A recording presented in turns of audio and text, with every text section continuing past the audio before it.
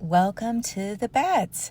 I am live from the parking garage this morning, wanting to capture my 8-month check-in. So I don't have the full spreadsheet pulled up in front of me, but I will share the numbers that I know.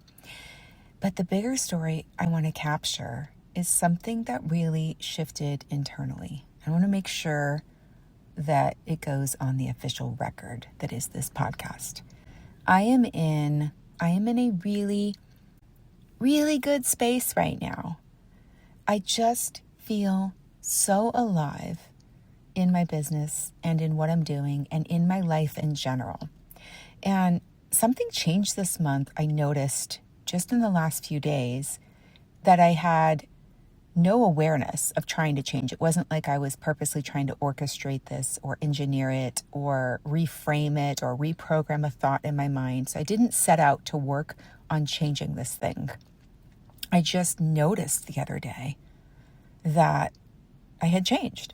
I have reached a new level of separation or detachment between the work I'm doing and whether any of it is going to, quote unquote, pay off. Which is not to say that I've stopped caring about whether my work matters. It's not that at all. I mean that the question about whether or not this is going to take off and pay off has just kind of dissolved. I think for most of the year, there's been this little background, hum, little noise in the background of my life saying, is this going to really pay off? Is any of this going to actually turn into something that can take care of me if the world falls off? That's really the little background question I have. I wanted to develop something else in this world so that I have a feeling that I can take care of myself if the world goes to hell. Like I needed to find some kind of secure path, or I needed some kind of evidence that this project I'm working on is going to actually go somewhere financially. And I did not realize it, but that little hum is gone. I don't know where I left it or where I dropped it off or when it actually decided to leave, but it's not there. It's gone. I was actually on the phone yesterday with someone I normally would not open up to about my business. Someone who has this amazing way of tuning in and picking up on whatever little tiny inner doubt that I already have going around my head. And they just have this way of vocalizing it right back to me without even trying.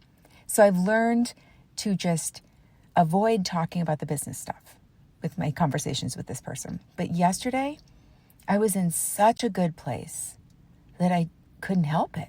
It just flowed out of me. I started talking about all the work I'm doing with useful thinking and Substack and my clients and how good all of it feels right now to be contributing to the world in this way.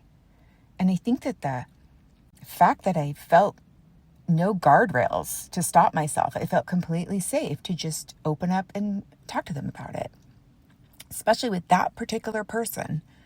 And that's really interesting data to me. That alone tells me something in me is different. The other big piece of evidence this month is my annual performance review at the university. We do these every spring at the end of each academic year. And it's this opportunity to see over the last 4 quarters all of my students' ratings of my work. We're rated on 25 different domains. It's crazy. And this, I always do well with these. I always do exceptionally well with these. I take pride in that. But this year blew me away. It truly blew me away. It came back higher than anything I could have ever gotten, especially considering it's the amalgamation of all my different students. So every student is giving me these feedbacks. So to get across the board, I'm not going to go into the specifics because I feel a little weird doing that, but it was just like, oh, wow. And the comments that they wrote, they were so meaningful. So I just have to connect all of that to the work that I've been doing on myself, because I don't think it's a coincidence. I have spent the last couple of years purposely crafting this job, this work here at the university, into something that brings me deep internal satisfaction. How do I want to show up? What do I want to be known for? And I really just intentionally started acting from that space. And I didn't tell anyone at the university that I was going to be doing that. And literally everything shifted. I think I talk about this in one of the original Bet episodes, how I decided I was just going to be different at this job, and how that turned into the program director asking me to create a course on mindset out of the blue, right, for our graduate students.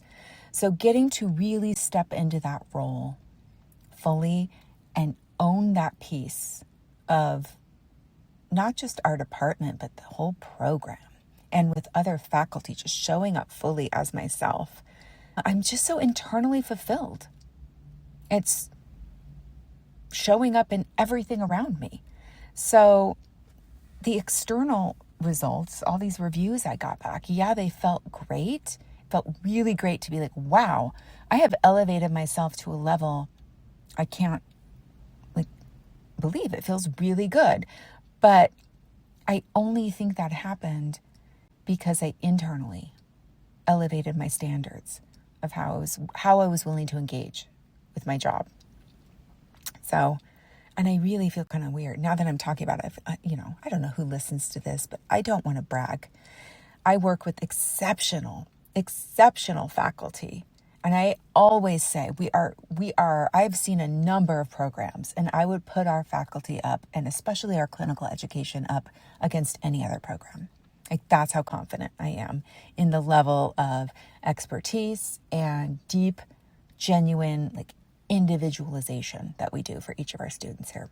So I never want to sound like I'm just putting myself above anyone else, but I do want to capture it here and name this, because it's just another piece of evidence that this approach I have is working. So back to the money piece. So I was going to touch a little bit deeper into what I'm noticing.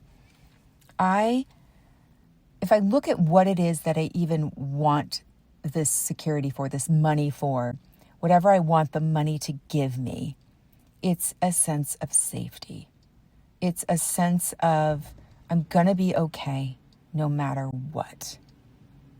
I want to know that no matter what happens out there in the world, I'm going to be okay and I can take care of myself. And I realized that's not actually, I could have millions of dollars and I would still potentially feel unsafe, that I can't take care of myself. Yeah, maybe I can pay my bills, but if I don't fundamentally feel safe about how the world is operating, what good is that going to do me? So it really isn't about the money. I mean, if it comes through money, that's great. But if it comes through some other avenue that I can't even picture yet, where I get to feel all of those things, that I am provided for and safe without a bank account being proof, then the goal is still achieved. My actual goal is to feel like I am safe and that I can land on my feet no matter what. And that really doesn't have anything to do with money. Not that I don't want to have money, but I was thinking about, the truth is, the work I do, if everything got stripped away from me, but I could still show up doing this work, I would be so happy. And as I'm saying that, I'm laughing, because it's literally a part of my brain was saying, oh God, I hope I don't have to do that. I hope I'm not one of those people who has everything taken away from them just so that they could write some book about how, they still held on to their integrity and their values, and they still showed up with this.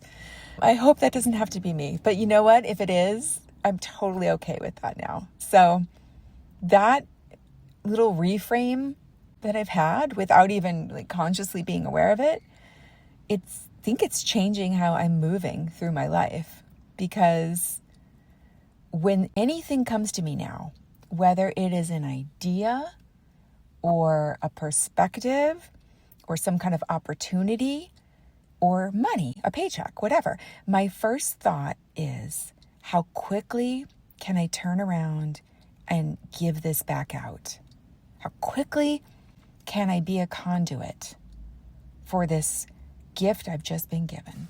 This perspective, this idea, this download. How quickly can I document it? How quickly can I share it? How quickly can I invest this capital that I just received in order to expand the people around me, to expand the people I'm working with?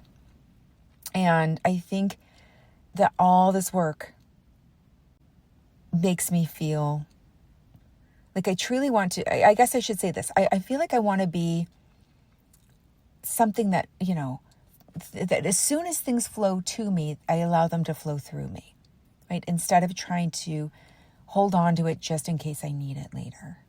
Not that I was consciously aware of doing that, but I think it's just a little tiny distinction and a shift that I'm making.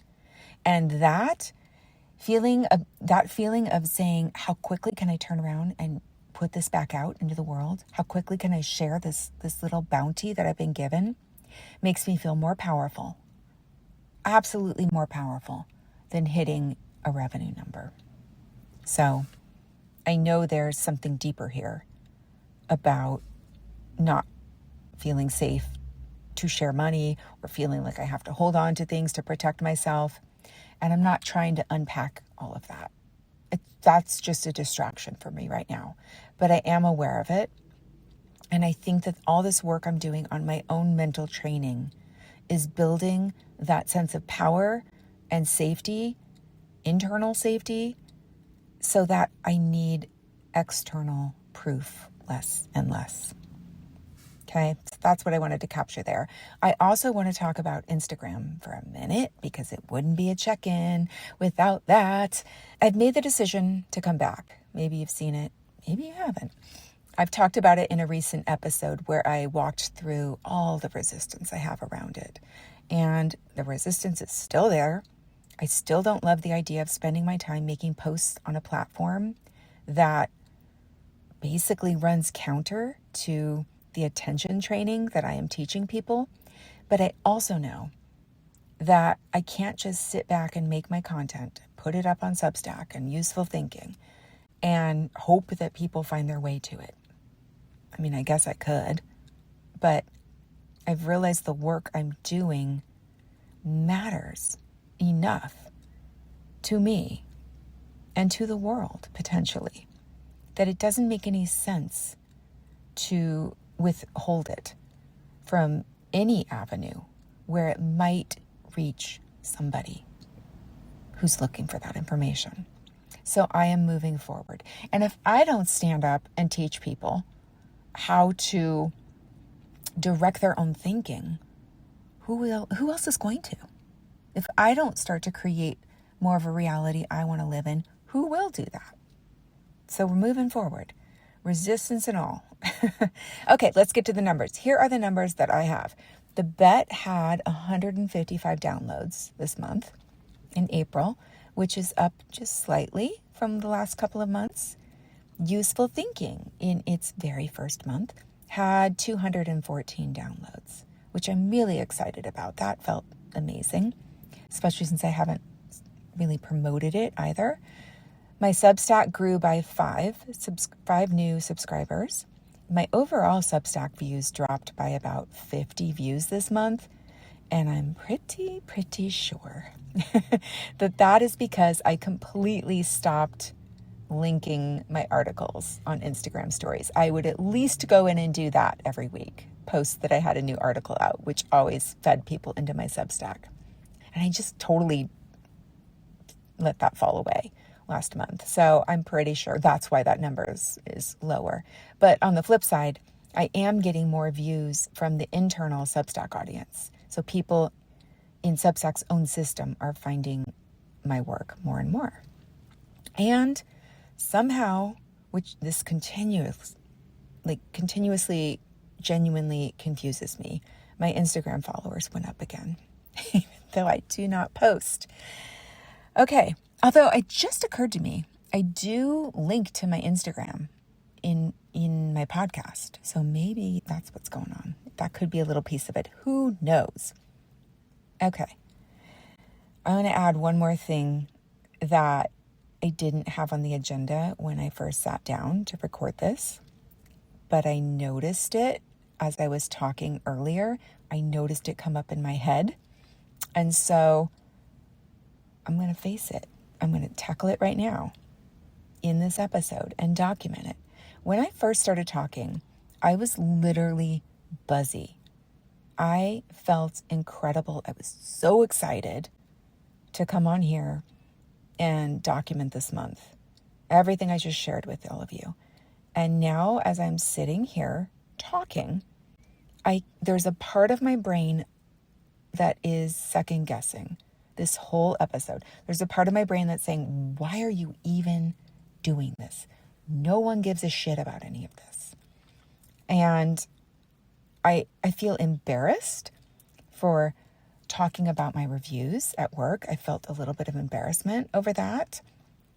I feel like I sound like I'm a little bit delusional when I talk about I don't care if I make money from any of this. I feel like people are going to think I am just kidding myself when I say that. I don't know. All of those thoughts were kind of floating around in my head. And the one thing I stay laser locked on is when that happens. It's happening right now, so I'm going to talk about it right now. When that happens, and I have had to train myself to know this, because the feelings and the emotions are very strong. So I have to remind myself that when I am not feeling this, I absolutely know this to be true, which is that any thought I have that makes me feel smaller than I was, or any thought that makes me feel like there's a limit to my potential, or just makes me feel less pure love and happiness and joy, anything that diminishes the light within me, I know it's not true. It cannot be true, because we are made of all good things. We are made of light. Okay, we are all made of that same substance. And so anything that threatens that is an illusion. It has to be. And I have learned over the course of many, many years that every single time I choose to walk through an illusion, like it is a curtain that I just part with my hands and walk through, no matter how I actually feel in the moment, every time I do that, growth has to occur on the other side of that curtain. So this is me walking through it. I literally, as I'm saying this, the thought just popped in my head. You're going to look really stupid 4 months from now, at a year, if you're still in the same place. That's literally the thought that just popped in my head. And I say, fuck that. That is an illusion. It cannot be true, because it is trying to make me feel smaller. Make me feel like what I'm doing is not a part of what I know to be my gift. And so I walk through the curtain. There we go. I'm walking through it. That's my update for month 8. I'm sending love to all of you out there, every single one of you out there who is in this game of their own life, taking charge, calling the shots, leading your way, betting on yourself.